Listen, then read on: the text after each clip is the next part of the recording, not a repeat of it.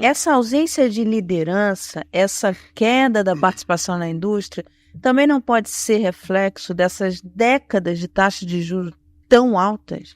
É um conjunto de fatores, claro, que desestimulou, que essas crises econômicas todas, né, esses planos todos que a gente teve e tal, teve um impacto e os empresários ficaram cada vez mais dependentes de favores do governo. E criou uma mentalidade, né, de você depender de favores do governo para sobreviver. Quer dizer, você, com raras exceções, aí você tem meia dúzia de empresas que estão fazendo a coisa certa e essas que estão dando certo, estão indo para o exterior, estão investindo aí fora e tudo. Agora, você não tem no meio empresarial, porque tem vários fatores. Um fator é que você tem um mercado doméstico. Então, para a empresa brasileira, com a economia fechada ou parcialmente fechada, tudo que é produzido é vendido aqui. Tem 200 milhões de consumidores. Pô. E daí a preocupação também do governo é estimular esse consumo doméstico com transferência de renda, com programa social, porque alavanca esse crescimento, até que o senhor citou, que também passa por aí, né? Aí entra o elemento ideológico, né? Os governos do PT favorecem essa questão social e tal, da redução da desigualdade e tal. Agora, isso é um outro aspecto importante. A gente não está discutindo isso, mas entre parênteses, a situação hoje, do ponto de vista do partido, do governo e do governo, é que mudou conceitualmente a definição de trabalhador.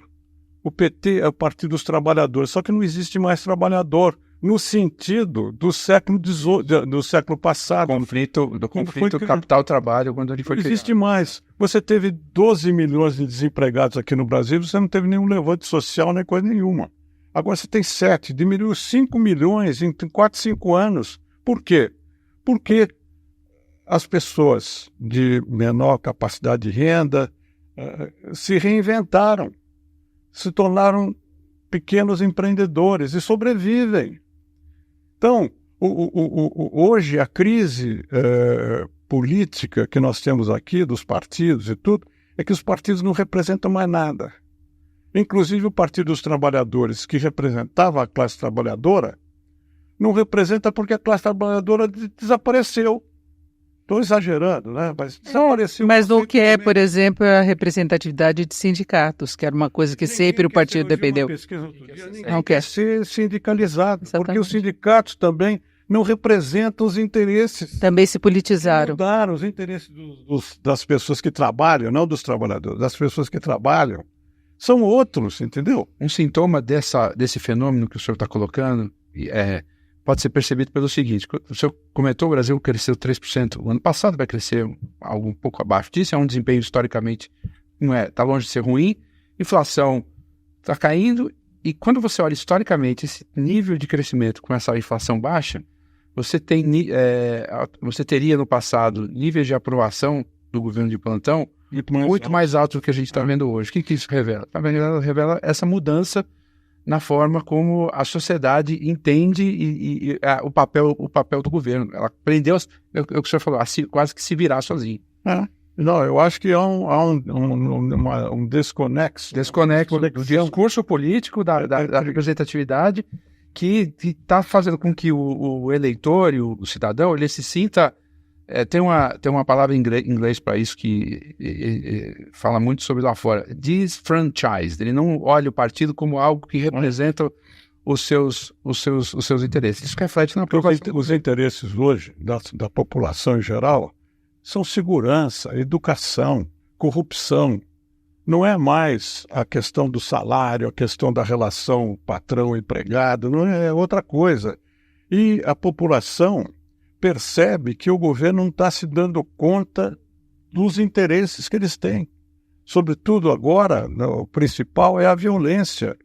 Se você for examinar a situação no Amazonas, aqui em São Paulo, no Rio de Janeiro, em muitos estados, é uma situação muito complicada. Muito complicada. Nós estamos falando do lugar do Brasil no mundo, nós não estamos falando dos problemas internos.